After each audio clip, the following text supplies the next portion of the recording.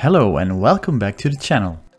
Close the curtains, put on your headphones and relax because you're about to learn something new about your favorite pet. In a previous video, we tried to answer the question, can cats really get attached to us? You can find this video here. When we talk about animals getting attached to their owners, we are talking about their mutual relationship. That relationship is built through interaction between animal and owner. According to research, it will often be the owner who determines whether there's interaction with the pet. The type of interaction will also usually be determined by the owner. The type of interaction can range from playing with the animal, talking to it, or petting it. For cats, however, this is different. Here it is rather the other way around. The cat is going to determine much more than other pets whether there is interaction or not. The cat is also going to influence the type of interaction. For example, everyone who has a cat knows the feeling of being rejected. When you lovingly start petting your cat and she walks away, it doesn't exactly make you feel loved and appreciated. However, the cat has no bad intentions in doing this. She is merely expressing her need to end the interaction early. Even though it may feel that way at times, it is not the case that in the relationship between human and cat, love comes from only one side. Both cat and human are often inclined to respond to each other's approach. So we can speak of an equality or symmetry in the relationship between cat and owner. But remember, a cat has also its own needs and wants. The owner can best accept and respect this. Similarly, you can't force a human to cuddle or show love for you, and neither can you do this with a cat. Research has shown that taking into account the will of your cat is important. It will ensure that you end up with better and more valuable interactions with your cat in the future.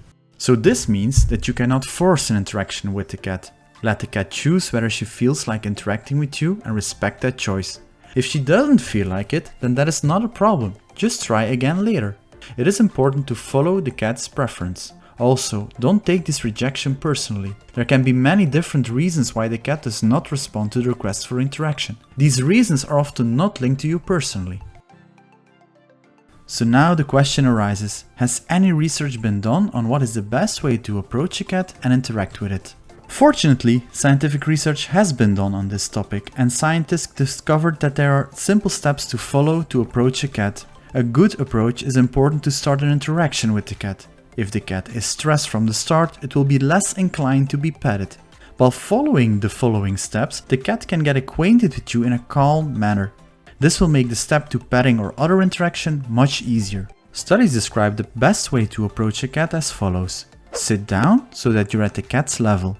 This way you counteract the cat feeling threatened because you're so much bigger than her. Remember that the cat makes herself bigger when she wants to scare off other animals. So it is good not to give the impressions to the cat that we want to scare her. We just want the cat to feel unthreatened and safe in every step of the approach. When you are at the cat's level, avoid long eye contact. Long eye contact in animals is often a sign of aggression toward each other. It is trying to dominate each other through eye contact. It is important that the cat does not see us as a threat. If she does, she will not interact with us, but rather move away. Then it's time to give the cat time to get closer. This can sometimes take a while, but give the cat time to decide if it's safe to come to you. She will eventually do this. There is a chance that she will run away from you at this stage. There is nothing you can do about this and you will have to respect it. By giving her time to come closer, she will be more relaxed and inclined to do so. If the cat does come to you, let it smell you before you touch it. You can hold your hand low to the ground so the cat can smell your hand without getting too close. Smelling is part of the cat's exploration process. Animals often smell each other when they meet for the first time. It's their way to discover what is going on and to learn if the situation is safe.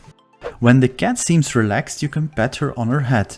Be sure to do each movement of your hand gently. A sudden movement may cause the cat to perceive a threat and then react appropriately. Remember that the goal is to make the cat feel as safe and calm as possible. Remember also that when the interaction was relaxing for the cat, it will be more inclined to repeat it in the future. So this means more cuddles for you. The cat may also become more relaxed when you talk to her calmly. The great thing here is that you can talk the biggest crap as long as you do it in a calm manner. If the cat moves away from you, don't chase her but respect her wish to break off the interaction. By respecting the cat's wishes, the next interaction will be all the more valuable. Interestingly, research does show that the length of the interaction depends on who starts the interaction. If the interaction was started by the cat, the interaction often lasted longer. If the human started the interaction, then the interaction lasted shorter. My explanation for this is that a human is probably less inclined to step away when the cat starts the interaction. We often feel a little flattered when our cat wants to interact with us on her own accord. Scientists also examined the factors that influence how often a person interacts with the cat. This study was conducted only with women. No specific reason was given for this. The women were less likely to interact at the cat's request when these were indoor cats. On the other hand, they were more likely to interact with the outdoor cats. This may be due to the fact that indoor cats are more present than outdoor cats. A cat that goes outside may be missed more by its owner. As a result, the owner will be more likely to look for the cat when it comes back inside. Also, a cat that is not always inside will not always be present when the owner wants interaction. The owner will then start this interaction when the cat comes back from outside.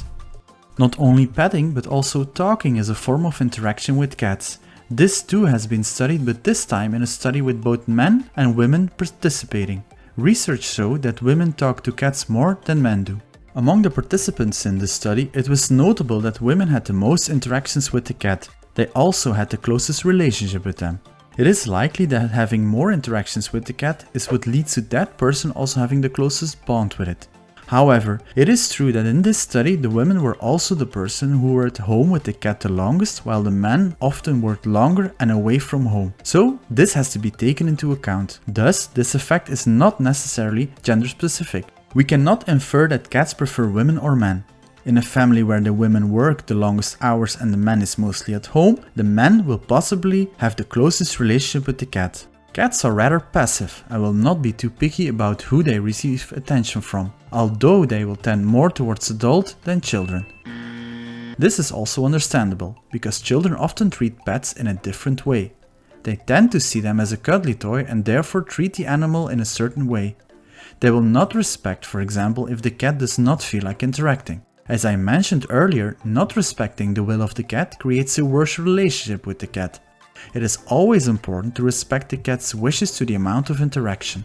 For example, I personally see in Alba that she often doesn't feel like interacting. She prefers to be on her own. I have respected this from the very beginning. I do notice now that she comes to me herself to start the interaction. This is nice, because this interaction also lasts longer. She will then also purr the whole time, so I guess she likes it this way better.